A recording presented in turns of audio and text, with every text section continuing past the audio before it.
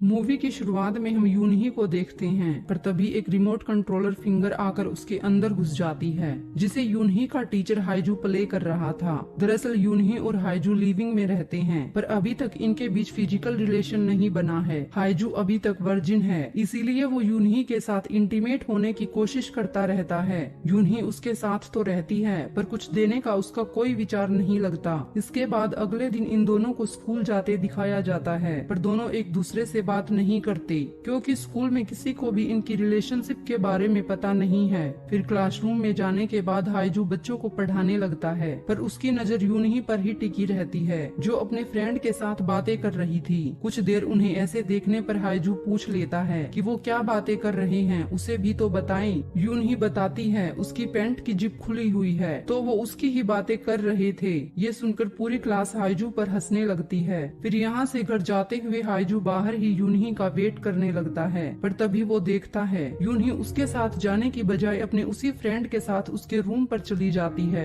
हाइजू उसे कॉल करता रहता है, पर वो कोई आंसर नहीं करती। ये लोग रूम पर रोमांटिक होकर इंटीमेट होने ही वाले थे, पर तभी यूनही हाइजू का मैसेज देखती है, जिसमें लिखा हुआ था उसने उसे फ्रेंड के साथ कांड करते हुए देख लिया है, अब वो यहाँ नहीं रह सकती, अपना सामान लेकर चली जाए। ये पढ़ते ही यूनही इंटीमेट हुए बिना ही भागती हुई हाइजू के घर आती है और वहाँ रहने के लिए उससे रिक्वेस्ट करने लगती है। तो इतने प्यार से रिक्वेस्ट करते हुए देखकर बेचारा हाइजू पिघल जाता है और उसे वहाँ रहने के लिए अलाउ कर देता है। फिर अगले दिन जब हाइजू अपने टीचर फ्रेंड के साथ गप्पे मार रहा था, तो तभी सिन्हाई नाम की एक सुंदर सी लड़की इनके स्कूल में टीचर की जॉब के लिए इंटरव्यू देने आती है। सभी टीचर सिन्हाई को देखकर बावले हुए जा रहे थे। हाइजू के मुँह से भी लार टपक रही थी, पर आज इंटरव्यू हाइजू ही लेने वाला था, तो वो कुछ नॉर्मल से क्वेश्चंस पूछकर उसे सिलेक्ट कर लेता है। फिर स्कूल खत्म होने के बाद हम हाइजू और यूनही को घर पर देखते हैं। यूनही छोटे कपड़ों में लेटी हुई थी, तो उसे देखकर हाइजू मौके पर चौका लगाने की सोचता है, पर यूनही कुछ करने वाली नहीं थी, इसीलिए वो हाइजू को लात मार कर दूर फेंक देती है। इसीलिए बेचारे हाइजू को ऐसे ही सोना पड़ता है। पर अगले दिन वो स्कूल में जाने के बाद भी इसी बारे में सोचता रहता है, और इसी बीच सिन्हाई उसके पास आती है, जो उसके साथ प्यार करना चाहती थी।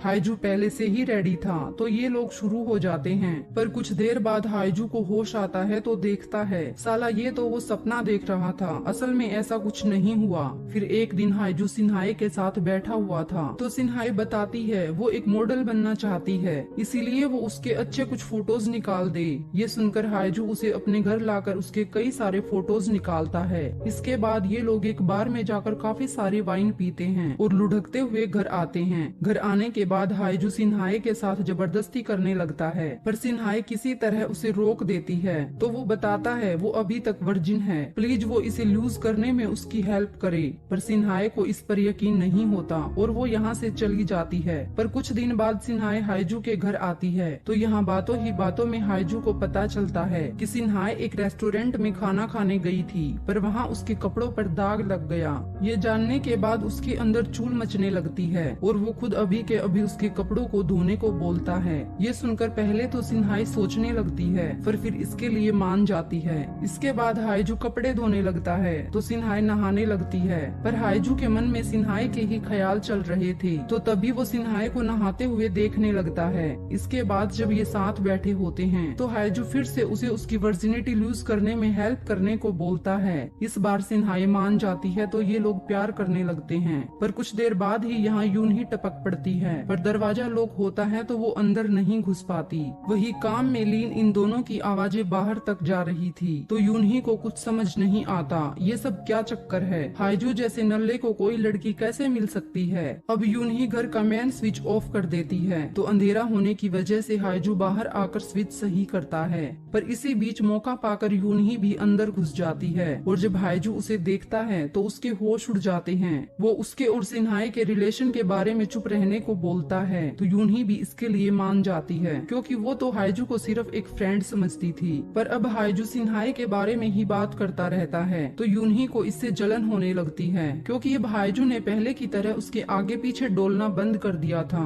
वहीं हाइजू जोश में आकर सिन्हाई के साथ जिम ज्वाइन कर लेता है, पर वहाँ पर भी उसकी नजर सिर्फ सिन्हाई पर ही टिकी रहती थी, और जब भी मौका मिलता वो सिन्हाई को वॉशरूम में पकड़ लेता और प्यार करता। फिर एक दिन दो लोग सिन्हाई के पास आकर उसे कुछ फोटोज दिखाते जाते हैं जिनमें वो हाइजू के साथ प्यार कर रही थी। यहाँ वो बोलते हैं कि उन्हें पैसा वैसा नहीं चाहिए, बस वो उन्हें ठंडा कर दे वरना पूरे स्कूल में उसकी बदनामी कर देंगे। सिन्हाई के पास कोई ऑप्शन नहीं होता तो वो हाँ कर देती है। वहीं दूसरी ओर हाइजू का टीचर फ्रेंड होंग जो सिन्हाई को लाइक करता था, पर सिन्हाई ने उसे रिजेक्ट कर दिया था। पर उसने उसे फंसाने के लिए उन दो लोगों को उसके पीछे लगा दिया था जिन्होंने उसके फोटोज लेकर उसे ब्लैकमेल किया, और वो खुद को ठंडा करने की नहीं बल्कि होंग को ठंडा करने की बात कर रहे थे। फिर अगले दिन होंग हाइजू को बोलता है कि वो उसके लिए एक जगह से एक लड़की को पिक करके लाए। हाइजू को पता नहीं था उसने किसे पिक करने को बोला है, पर जब वो लोकेशन पर पहुंचता है तो सिन्हाई को देखकर उसके होश उड़ जाते हैं।